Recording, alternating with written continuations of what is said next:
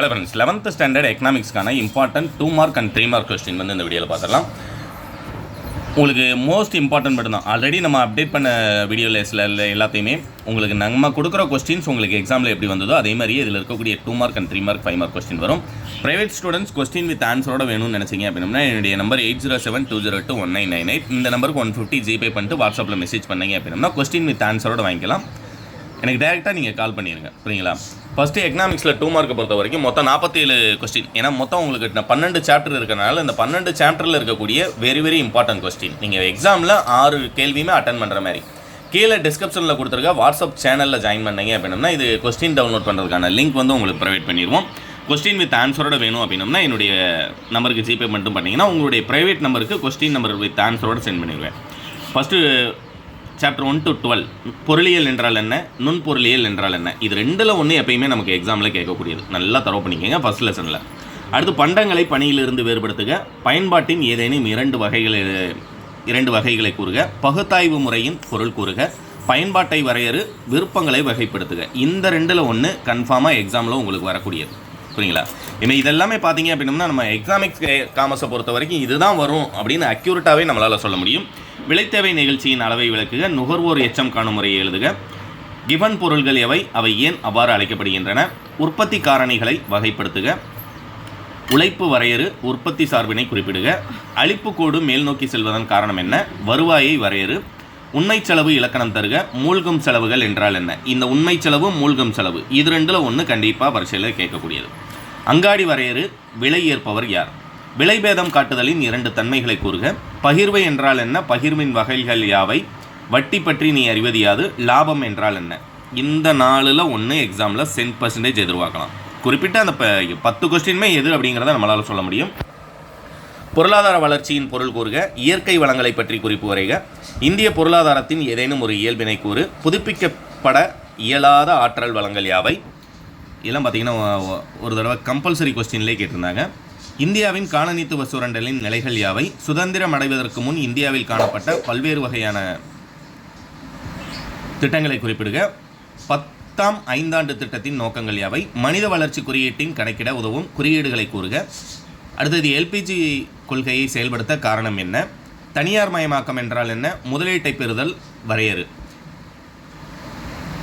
நிதி சமநிலையின்மை கட்டுப்படுத்த 1992 ஏற்படுத்தப்பட்ட கொள்கை யாது, ஊரக பொருளாதாரம் வரையறு, ஊரக வளர்ச்சி என்றால் என்ன, ஊரக ஏழ்மை, குடிசை தொழில் வரையறு. இது 4 ஒரு லெசனில் இருக்கக்கூடியது. இது 4ல் ஒன்று கன்ஃபார்மாக வரக்கூடியது. அடுத்தது குறுங்கடன் என்றால் என்ன, ஊரக வீட்டு வசதி பிரச்சனைகளுக்கான காரணங்களில் ஏதேனும் 2 கூறுக, இந்தியாவில் ஊரக மின்மயமாக்கலின் 2 பாதக காரணிகளை கூறுக, மொத்த மாநில உள்நாட்டு உற்பத்தி வரையறு, தமிழ்நாட்டின் முக்கிய துறைமுகங்கள் யாவை, தமிழ்நாட்டின் அணுமின் நிலையங்கள் யாவை. இந்த 3ல் ஒன்று எதிர்பார்க்கலாம் கண்டிப்பாக. ஆனால் இது லாஸ்ட் லெசன், அதனால் மேக்ஸிமம் நம்ம கொடுத்த எல்லாத்தையுமே ஒரு வேளை இந்த 47 கொஸ்டினவே தரவு பண்ணிட்டீங்கன்னா நீங்கள் அட்டன் பண்ண வேண்டிய 7 2 மார்க்குமே அட்டன் பண்ண முடியும். அடுத்து 3 மார்க் பார்த்துடலாம். என்ன உற்பத்தி செய்ய வேண்டும் என்பதற்கான முடிவுகள் யாவை, பொருளாதார நடவடிக்கைகளின் பல்வேறு வகைகளை விளக்குக,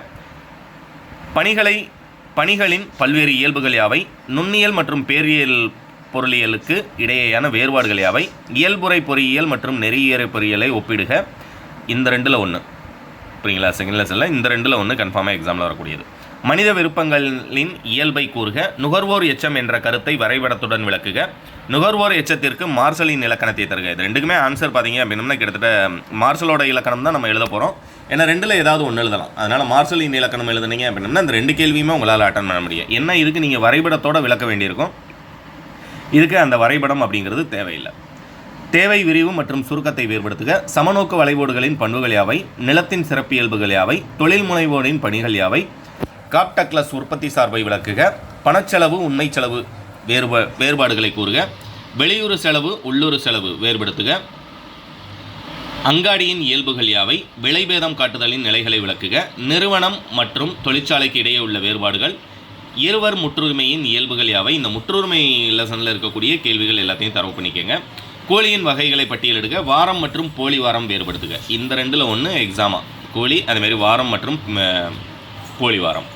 பிழைப்பு மட்ட கூலி கோட்பாட்டை சுருக்கமாக எழுதுக, புத்தாக்க லாப கோட்பாட்டை கூறுக, பொருளாதார முன்னேற்றம் வரையறு, கிராம சர்வோதயா சிறுகுறிப்பு வரைக, இந்திய திட்டமிடுதலின் நேருவின் அணுகுமுறையை எழுதுக.